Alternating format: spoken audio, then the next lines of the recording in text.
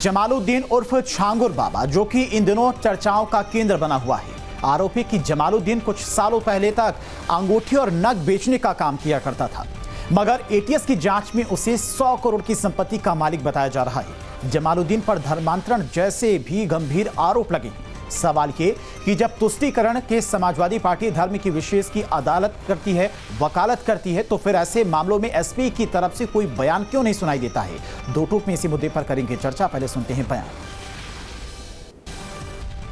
देखिए, ये जो छांगुर बाबा टाइप जितने भी नेक्सस बने, ये कुछ सरकारें ऐसी रहीं जो इस तरह के तत्वों को संरक्षण देती रहीं, और जब से आदरणीय योगी जी की सरकार उत्तर प्रदेश में आई है, इस तरह के जितने अपराधी हैं, जितने भी इस तरह के नेक्सस हैं, तत्व हैं जो विदेशी फंडिंग के लेकर के और धर्मांतरण का काम कर रहे हैं और तरह तरह राष्ट्र विरोधी गतिविधियां चला रहे हैं, उनके खिलाफ आदरणीय योगी जी की सरकार निरंतर अभियान चलाए है। और उसी का नतीजा है कि ये छांगुर बाबा टाइप जो नेक्सस हैं, ये बेनकाब हुए हैं। देखिए, उत्तर प्रदेश में क्या चल रहा है, ये जिम्मेदारी उत्तर प्रदेश के मुख्यमंत्री जी की है। अगर मुख्यमंत्री जी इस पे जवाब देने से बच रहे हैं, या अब इतनी देर में कोई कार्रवाई, और अगर कोई बाबा लोग धर्म परिवर्तन का धंधा कर रहे हैं, तो सरकार क्या कर रही है, पुलिस क्या कर रही है, प्रशासन क्या कर रहा है। वैसे दो तरीके हैं। एक संवैधानिक तरीका है, कोई भी व्यक्ति अपनी मर्जी से कोई भी धर्म अडॉप्ट कर सकता है। इसके लिए किसी भी तरीके का हमारे संविधान में कोई भी सज़ा नहीं है। लेकिन अगर किसी को जबरदस्ती लोभ लालच दे के धर्म परिवर्तन कराया जा रहा है, तो उस पर सरकार की जिम्मेदारी है कि सख्त कार्रवाई होनी चाहिए। और चलिए, आज की बहस के सवाल पर एक बार नजर डाल लेते हैं। धर्मांतरण की बड़ी साजिश, सनातन पर हमले की कोशिश, हिंदू लड़कियां टारगेट, सबका अलग अलग रेट सेट। जमालुद्दीन के पीछे किसका हाथ, धर्मांतरण में कौन कौन साथ। एटीएस की बड़ी कार्रवाई, कथित बाबा की हकीकत सामने आई।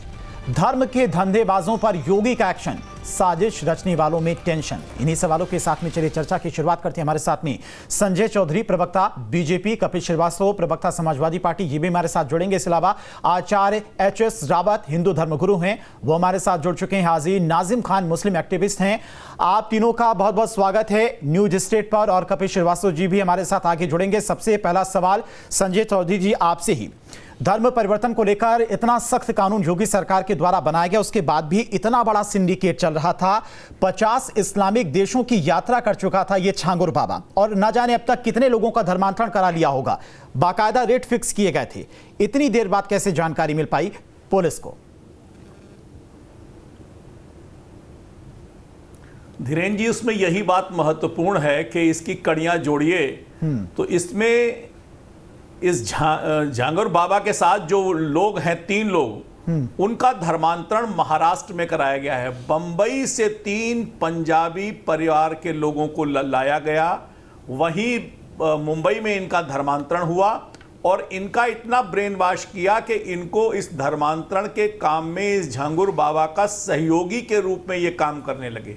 तो ये उत्तर प्रदेश में, ये जो उत्तर प्रदेश की सरकार 2024 में इसने संशोधन किया था, धर्मांतरण जो विधि के विरुद्ध हो रहा है उसको रोकने के लिए, तो उसका असर दिखता है कि ऐसे लोग बाहर कार्रवाई करके लोगों को यहां लेकर आ रहे हैं। लेकिन उत्तर प्रदेश की एटीएस सजगता के साथ उसने ऐसे गिरोह पर नियंत्रण किया है, और 2017 से लेकर अब तक 20 से ज्यादा ऐसे गिरोह बनाकर धर्मांतरण कराने वाले लोगों पर उत्तर प्रदेश की सरकार का शिकंजा मजबूती के साथ कस रहा है। संजय जी, और इसी कारण इतना बेखौफ लोग कैसे, इतनी सख्ती के बाद, इतना सख्त कानून बनाने के बाद 10 से 20 साल तक की सजा है अवैध धर्मांतरण कराने पर, उसके बाद भी इस तरह से सिंडिकेट चल रहा है।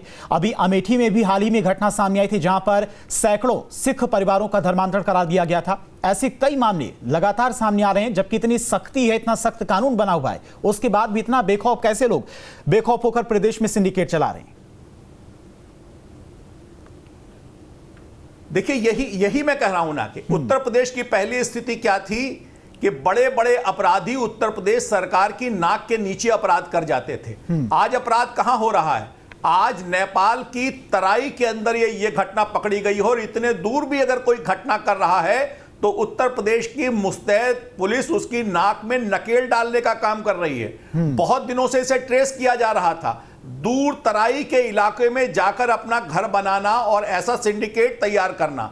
दरअसल इसके पीछे जो फंडिंग आ रही है वो 100 करोड़ से ज्यादा 40 खाते में लेन देन हुआ है, लेकिन सारे तंत्र की सजगता के कारण ऐसे लोग अब पकड़ में आ रहे हैं। पहले ऐसे लोग पकड़ में नहीं आ रहे थे। हमने जो पहले कानून बनाया था 2024 में उसे और संशोधित किया है और अब उम्र कैद की सजा का भी प्रावधान है। पूरे के पूरे ऐसे गिरोहबाज जो इस धर्मांतरण के धंधे में लगे हैं, उत्तर प्रदेश की पुलिस लगातार ऐसे लोगों पर कार्रवाई कर रही है और ऐसी कार्रवाई कर रही जो नजीर बन रही है। केवल उनको जेल में नहीं डाला जा रहा, उनके पूरे नेक्सस को तोड़ा जा रहा है, उनके पूरे तंत्र को समाप्त किया जा रहा है, उनके एक एक खाते की जांच की जा रही है और इसीलिए अब यह धंधा मंदा हो रहा है और इसीलिए ऐसे लोग कानून की जद में आ रहे हैं और उनको कानून ऐसे लोगों पर कठोर कार्रवाई कर रहा है।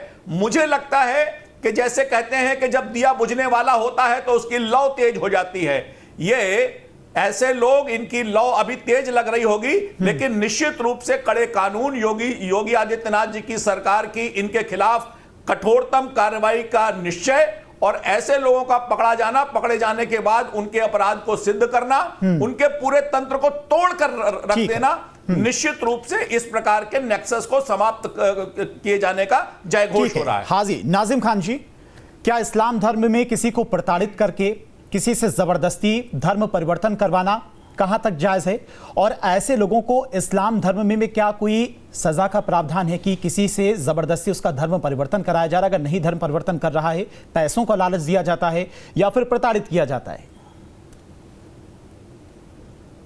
हाँ धीरेन्द्र जी, देखिए मजहब इस्लाम के अंदर कहीं भी किसी का भी जबरन धर्म परिवर्तन कराना बिल्कुल मना है। मजहब इस्लाम कभी भी इस चीज की परमिशन नहीं देता कि भी आप किसी का भी जबरदस्ती करके धर्म परिवर्तन या पैसा देकर उसका धर्म परिवर्तन करा दीजिए। वो धर्म परिवर्तन सिर्फ दिखाई तो देगा लेकिन उसका धर्म परिवर्तन नहीं, वो तो ऑलरेडी है। जब इस्लाम मना करता है ऐसी चीजों के लिए तो ये धर्म परिवर्तन क्या है? तो मैं तो ये कहना चाहता हूँ धीरेन्द्र जी, जिस तरीके की यहाँ पर घटना घटी, भाई ये जांच का विषय है, जांच होनी चाहिए। अगर ये इसने इस तरीके का अपराध किया है तो इस अपराध की सजा कानून इसको देगा। लेकिन इसके साथ अगर पूरी कम्युनिटी को अगर टारगेट किया जाए कि भाई देखिए मजहब इस्लाम के अंदर इस तरीके का माहौल होता है, तो देखिए बरेली की भी एक घटना आती है। बरेली में एक पुजारी खुद अपने आप ही कहता है कि हाँ मैंने 70 से ज्यादा लड़कियों का धर्म परिवर्तन करा दिया है, उनको मैंने हिंदू बना दिया। ऐसा मैं नहीं कह रहा हूँ, ऐसा उसने कहा। नहीं, मैं ये नहीं कह रहा हूँ नाजिम खान जी, अपनी स्वेच्छा से कोई धर्म परिवर्तन कर रहा है तो उसके लिए कोई कानून में प्रावधान नहीं किया गया, कोई कार्रवाई भी उस पर नहीं हो रही, लेकिन जबरदस्ती कहां तक जायज है?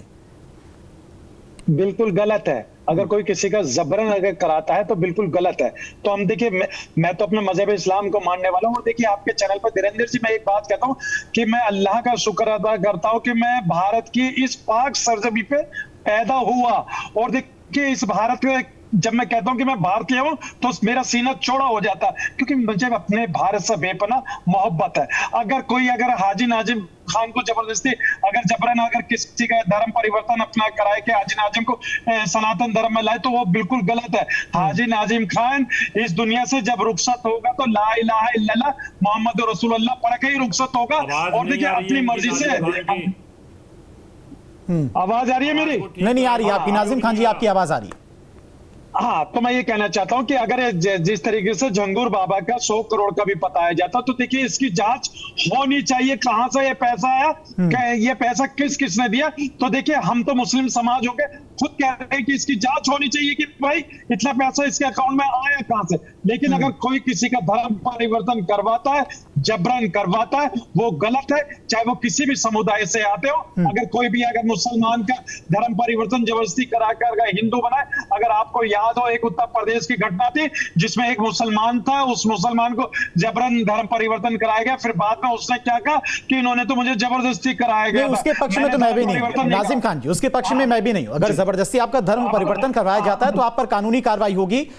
योगी सरकार की तरफ से भी कहा गया है जबरदस्ती कहीं भी नहीं चलेगी, जबरदस्ती आप करेंगे किसी का धर्म परिवर्तन करवाएंगे तो उसके लिए कानून बनाए, उस कानूनी कार्रवाई इस पर होगी। ठीक है, एच.एस. रावत जी आपके पास आना चाहेंगे, आएंगे नाजिम खान जी आपके पास आएंगे। एच.एस. रावत जी, लगातार जिस तरह से घटनाएं प्रदेश में बढ़ती जा रही हैं और खासकर हिंदू लड़कियों को, सिख लड़कियों को, जो मजबूर हैं, मजदूर हैं, गरीब लोगों को, हम सिर्फ एक धर्म की बात नहीं कर रहे हैं।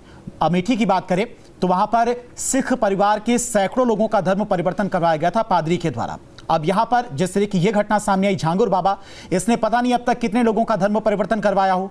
अब जो खबरें अभी तक सामने आई हैं, मामले सामने आए हैं, जो जानकारी निकलकर सामने आई, उसमें बाकायदा एक रेट फिक्स किया गया था। मतलब अगर ब्राह्मण लड़की है, ठाकुर लड़की है, सिख लड़की है तो 12 से 16 लाख, अन्य जातियों के लिए 12 से 10 लाख, इस तरह का रेट फिक्स किया गया था बाकायदा। देखिए, इसमें कोई दो राय नहीं है। आज का जो जमाना है वो तलवार के बल पर इस्लाम किसी को कन्वर्ट नहीं कर सकता जैसे पहले किया था। जो इन्होंने 57 देश इन्होंने कन्वर्ट करा लिया, अब वो पॉसिबल नहीं है। अब वो हिंदुस्तान भी नहीं है कि इस्लाम गुलाम बना लेगा। अब तो हमारे पास रफाल जैसे और बड़ी बड़ी मिसालें हमारे पास हैं। अब इन्होंने क्या किया कि ईसाइयों से सीख लेते हुए, जैसे पंजाब के अंदर गरीबों को पकड़ते हैं, पैसा देते हैं, अमेरिका, लंदन, फ्रांस भेजने का लालच देते हैं और उनकी बच्चों की पढ़ाई फ्री करते हैं बड़े बड़े स्कूलों के अंदर, कॉन्वेंट स्कूलों के अंदर, तो लोग लालच में आते हैं और फिर उनको पैसा दे करके वो कन्वर्ट करा देते हैं। अब धीरे धीरे जब से मोदी सरकार आई है तो उन्होंने इस चीज को रोक लगाया कि बाहर से जो फंडिंग होती थी एनजीओ को, वो सब खत्म की है, तो वो सब चीजों में कमी आई है। अब गजबाए हिंदुस्तान बनाना ये एक इस्लामिक सोच है, ये आईएसआई की सोच है, पाकिस्तान की सोच है और जो पाकिस्तान को सपोर्ट करते हैं उनकी सोच है। सिम्मी जैसे आतंकवादी संगठन इसी स्लीपर सेल के अंदर काम कर रहे थे। उसके बाद सिम्मी को बंद किया, दूसरे जो स्लीपर सेल हैं वो बिहार में पकड़े गए। उन्होंने इस बात को अपने डॉक्यूमेंटों में बताया कि 2025 तक हम हिंदुस्तान को इस्लामिक कंट्री बनाने की प्लानिंग पे काम कर रहे हैं। उसके लिए इनको पैसा मिलता है। अब जबरदस्ती तो आप कर नहीं सकते, जबरदस्ती नहीं कर सकते तो पैसे के बल पे करने की कोशिश करते हैं। उन्होंने फिर लगाया कि हिंदू धर्म के अंदर लड़कियों के रेट फिक्स कर दिए और 50-100 आवारा लड़के पकड़े जो कोई काम नहीं करते, उनको ये पैसा देते हैं और उनको ये फिर लड़कियों को बहला के फुसला के नाम परिवर्तन करके अपना कलावा बांध के तिलक लगा के अपना नकली आधार कार्ड बना करके उन घरों में घुसते हैं, वहां जॉब करते हैं और धीरे धीरे ये कन्वर्जन की इसीलिए तो कानून बनाया था योगी सरकार ने, इतना सख्त कानून बनाया गया था, 10 साल से 20 साल तक की सजा या फिर उम्र कैद की सजा। इसीलिए यह कानून बनाया गया था क्योंकि अवैध तरीके से फंडिंग के जरिए धर्मांतरण बहुत तेजी से उत्तर प्रदेश में हो रहा था। लेकिन इतनी सख्ती के बाद भी लोगों में इतनी हिम्मत कहां से आ जा रही कि उनको सजा का कोई डर नहीं, अगर पकड़े जाएंगे कोई डर नहीं है, सिर्फ पैसा उनको दिखाई दे रहा है। देखिए, जब पीछे बैक मजबूत होती है ना तो आदमी काम करता है। आतंकवादी संगठनों को पता है कि हम साइनाइड खा करके मरेंगे, अपनी मौत। 9/11 के अंदर 16-17 पायलट जिन्होंने इतनी बढ़िया जॉब की थी और अपने को कुर्बान कर दिया उन्होंने जाकर के 72 हूरों के चक्कर में। जो 72 हूरों का जो लालच ये देते हैं ना आवारा लड़कों को, वो जिहाद फैलाते हैं। कोई लव जिहाद फैला रहा है, कोई लैंड जिहाद फैला रहा है, कोई आतंकवाद की गतिविधियों में लिप्त है। और जो मौलानाओं को जो पैसा मिलता है वो जो पैसा फिर ये बांटते हैं उनको और उसमें से जो बचत होती है फिर अपनी आलीशान कोठी बनाते हैं। अभी आपने देखा कि गाजियाबाद के अंदर भी एक मौलाना बच्चों को कन्वर्ट कर रहा था, वो वीडियो गेम के माध्यम से कन्वर्ट कर रहा था।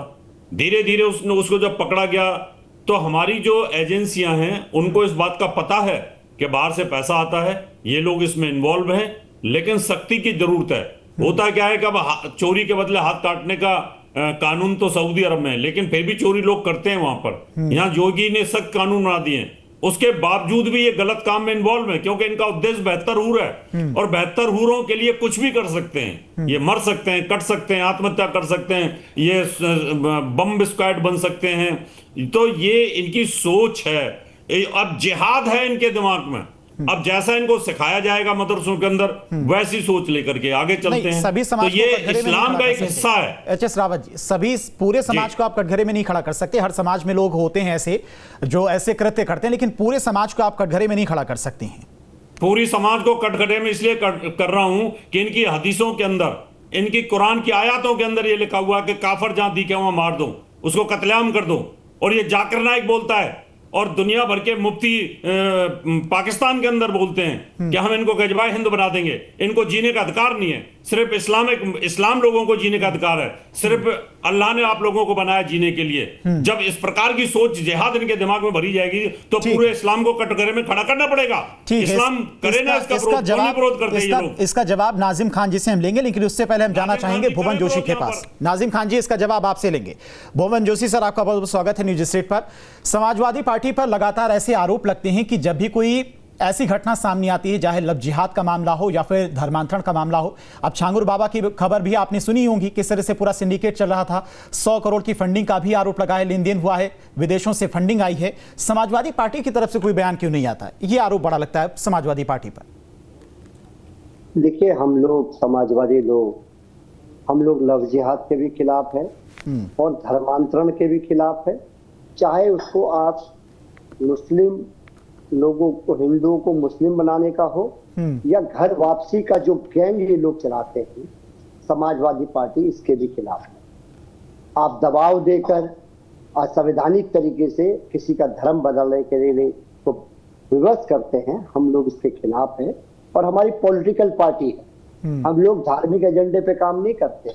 हम लोग इस देश की महंगाई, बेरोजगारी, सामाजिक न्याय, जाति जनगणना, इस दिशा में काम करने का काम करते हैं। लेकिन हमारा साफ मानना है, हम लोग धर्मांतरण के खिलाफ है, लव जिहाद जैसे शब्दों के खिलाफ है। और जो ये कहते हैं कि घर वापसी करा दी, हम लोग इसके बहुत सख्त खिलाफ। नहीं, धर्म जैसे मामलों पर नहीं बोलते हैं। तो एसटी हसन ने तो कांवड़ियों को लेकर, एक कांवड़ियों को छोड़कर जो दुकानें वहां पर थी, ढाबों संचालकों को चेक करने के लिए कुछ हिंदू संगठन के लोग पहुंचे थे, उनकी तुलना उन्होंने पहलगाम आतंकियों से कर दी थी। आज आप, मेरे को बड़ी खुशी होती अगर आज आप कहते कि माननीय अखिलेश यादव जी ने कहा है कि कांवड़ियों के लिए जब हमारी सरकार आएगी हम लोग कॉरिडोर बनाने का काम करेंगे, जिससे कि कांवड़िए यात्रियों को भी कोई दिक्कत नहीं होगी और साथ साथ जो दुकानदार है, जो सड़क है, उसको भी दिक्कत नहीं होगी। हम ऐसी व्यवस्था समाजवादी लोग बनाएंगे। और ये काम विकास पुरुष माननीय अखिलेश यादव जी ने पहले भी करके दिखाया, जब उन्होंने इस वर्ल्ड क्लास एक्सप्रेसवे बनाया जिसमें प्रधानमंत्री जी ने हरकुलस उतारा, पूरा देश जानता है, आगरा लखनऊ एक्सप्रेसवे।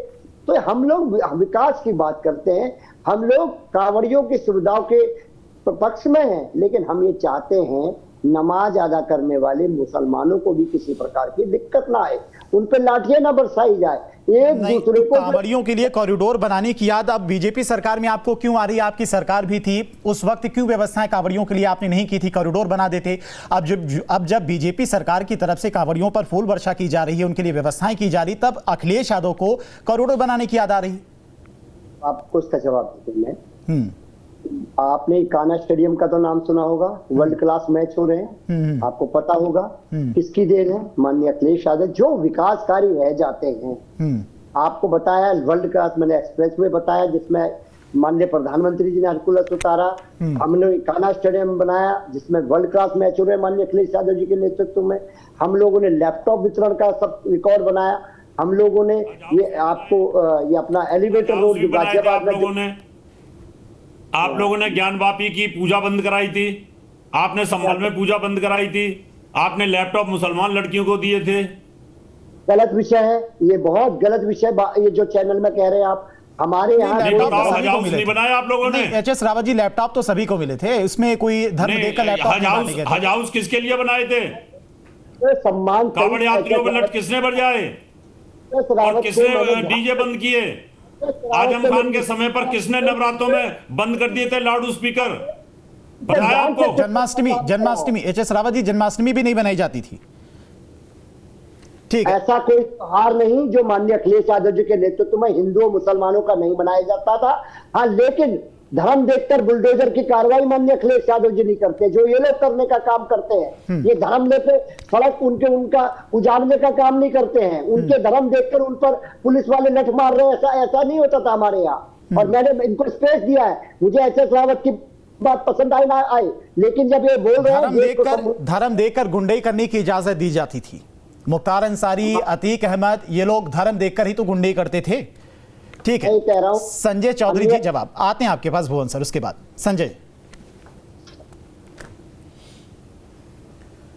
हाँ बोलिए। देखिए, इससे बड़ी राजनीतिक रूप से मुझको लगता है कि दोहरापन क्या हो सकता है कि जिस प्रकार से भुवन जोशी बोल रहे हैं, ये वही राजनीतिक दल है जो अयोध्या में 64 कोसी परिक्रमा को रोक देता है। ये वही राजनीतिक दल समाजवादी पार्टी है जो राम मंदिर के निर्माण का विरोध करती है। ये वही समाजवादी पार्टी है कि जो वृंदावन में कॉरिडोर बन रहा है तो उसके विरोध में झंडा लेकर खड़ी है। ये वही समाजवादी पार्टी है जो कब्रिस्तान की बाउंड्री बनाना तो गवारा करती है, लेकिन शमशान ग्रहों का कोई उत्थान हो जाए इसलिए नहीं सोचती है। ये जो दोहरापन है, ये जो दोगलापन है, ये जो दोगला चरित्र है, समाजवादी पार्टी का यही चरित्र समाज में विघटन ला रहा है। आज देखिए, इनके प्रवक्ता इस धर्मांतरण के इतने बड़े गिरोह के पकड़े जाने पर इनके मुंह में दही जम गया है। ये बोलने की स्थिति में नहीं है और ये लोग कवर फायर देते हैं। और मुस्लिम साथियों को देखिए, ये कहते हैं कि ऐसा करना धर्म के खिलाफ है, लेकिन बताइए आज तक इस्लाम में कोई ऐसा फतवा आया जो ये कहता हो कि जो लोग ऐसा धर्मांतरण करेंगे वो धर्म में जायज नहीं है, वो धर्म से बाहर हो जाएंगे, वो लोग धर्म के खिलाफ काम कर रहे हैं? एक फतवा है क्या? नहीं है। ये लोग नैतिक रूप से समर्थन देते हैं ऐसे धर्मांतरण का, लेकिन उत्तर प्रदेश में ऐसे धर्मांतरण करने वाले लोग तेजी से पकड़े जा रहे हैं, कानून की गिरफ्त में आ रहे हैं और दोषी ठहराए जाने वाले हैं। अब बकरे की मां बहुत दिनों तक खैर नहीं मना सकती है। निश्चित रूप से उत्तर प्रदेश की सरकार ऐसे सारे तत्वों के खिलाफ जो विधि के विरुद्ध धर्मांतरण के अभियान को सुनियोजित तरीके से चलाने की मंशा रखते हैं, उनके मंसूबे खत्म करने वाली है और ऐसे लोगों को सख्ती से कुचला जाने वाला है। और मैं निवेदन करूंगा समाजवादी पार्टी से भी और ऐसे कवर फायर देने वाले मुस्लिम सोच के लोगों को भी कि ऐसा करके जो बढ़ता हुआ उत्तर प्रदेश है उसको दोराहे पर न ले जाएं। और धर्मांतरण केवल देश का नहीं है, ये देश को तोड़ने वाले तत्व हैं और इनका विरोध किया जाना चाहिए। निश्चित रूप से ऐसे ठाकुर बाबा टाइप लोग जो अपने आप को सूफी नहीं कहते हैं, ये सूफी नहीं कहते हैं, ये बाबा लगा लेते हैं अपने आप को, तो ये जो छद्म रूप है इस धर्मांतरण के पीछे, इसे नेस्त नाबूद करने के लिए उत्तर प्रदेश की सरकार संकल्पबद्ध है। नाजिम खान जी, सरकार और प्रशासन को जो कार्रवाई करना है ऐसे लोगों के खिलाफ वो तो कर ही रही है सरकार, लेकिन इस्लाम में भी तो कोई कानून होगा कि अगर इस तरह का कोई कृत्य करता है तो उस पर कोई कार्रवाई की जाए, उसके लिए फतवा जारी किया जाए। मैंने तो ऐसा कभी नहीं सुना कि अगर कोई अवैध तरीके से, जबरदस्ती तरीके से धर्मांतरण करवा रहा है तो उसके खिलाफ कोई आज तक फतवा जारी किया गया हो, कोई किसी मौलवी के लिए या फिर किसी अन्य के लिए। हाँ धीरेन्द्र जी, देखिए मुल्क संविधान से चलता है और फतवों से नहीं चलता। अब बार बार फतवे की बात आती है तो मैं ये कहता हूँ कि फतवों से कभी मुल्क नहीं चलता। बाकी सब चीजों के लिए तो फतवा जारी हो जाता है, बाकी सब चीजों के लिए तो फतवा जारी हो जाता है। हाँ सर, मैं ये कहता हूँ ये फतवे जो होते हैं मुसलमान के अपने मसले मसाइल का हल करने के लिए होते हैं। सपा की कानपुर की विधायक वो मंदिर में पूजा करने चली गई थी तो उनके खिलाफ फतवा जारी कर दिया गया था, तो ऐसे मौलवियों के लिए फतवा क्यों नहीं जारी होता है? हाँ, मैंने कहा कि अगर फतवे की बात आती है तो मुल्क संविधान से चलता, फतवों से नहीं चलता। वो मुसलमान के लिए ही होते हैं, उनके मसले मसाइल हल करने के लिए। और वही बात यहाँ पर गजवाए हिंद की बात कौन कर रहे हैं?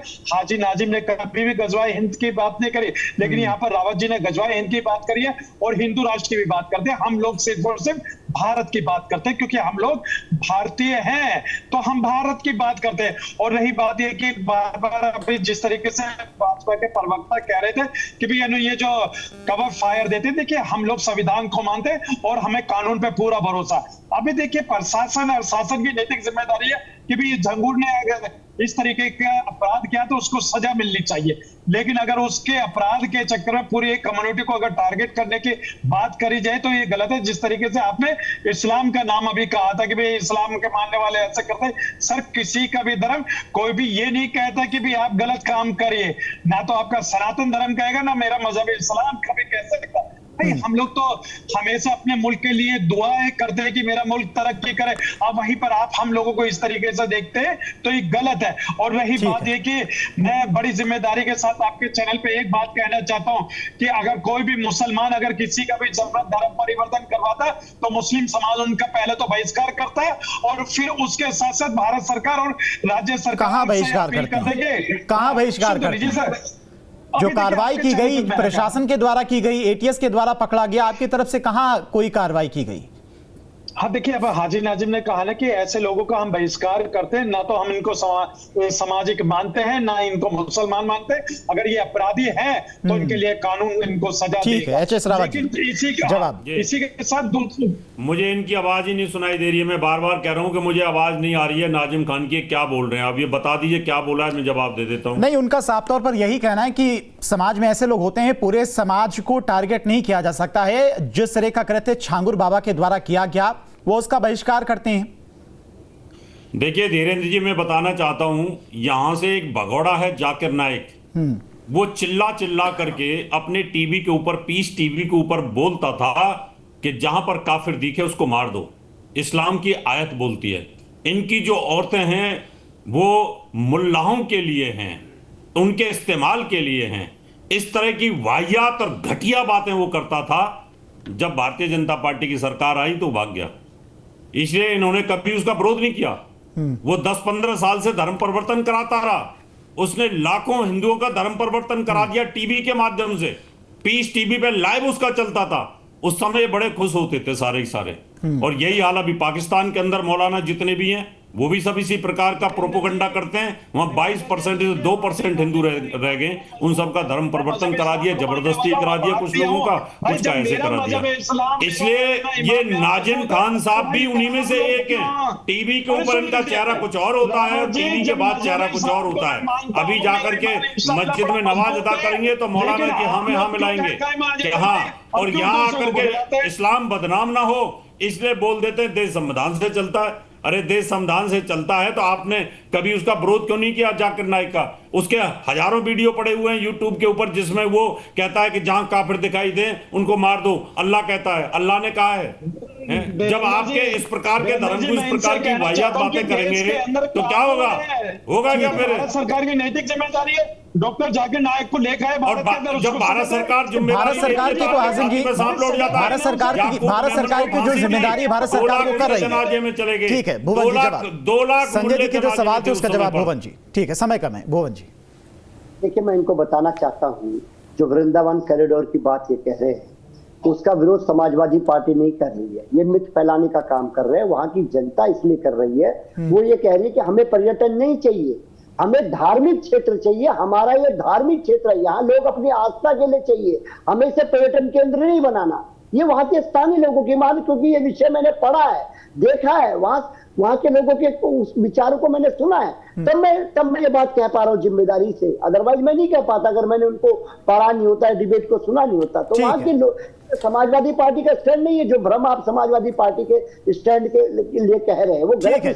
सभी मेहमानों का बहुत बहुत शुक्रिया न्यूज स्टेट से जुड़ने के लिए, अपना समय देने के लिए। तो जिस तरह से झांगुर बाबा गिरफ्तार हुआ है, कई बड़े खुलासे एटीएस की तरफ से किए गए हैं, उसको लेकर लगातार जांच भी की जा रही है। बाकायदा रेट फिक्स किया गया था धर्म परिवर्तन को लेकर। हालांकि पुलिस प्रशासन की तरफ से जो कार्रवाई की जानी चाहिए वो की जा रही, लेकिन समाजवादी पार्टी के स्टैंड को लेकर बीजेपी लगातार इस पर हमलावर है। जहां भक्ति है हर शब्द में, कथाओं में छिपे हैं दिव्य रहस्य और ज्योतिष देता है जीवन को दिशा। धर्म से जुड़ी हर बातों को जानने के लिए हमारे चैनल स्तुति को सब्सक्राइब करें। चैनल पर जाने के लिए इस लिंक पर क्लिक करें।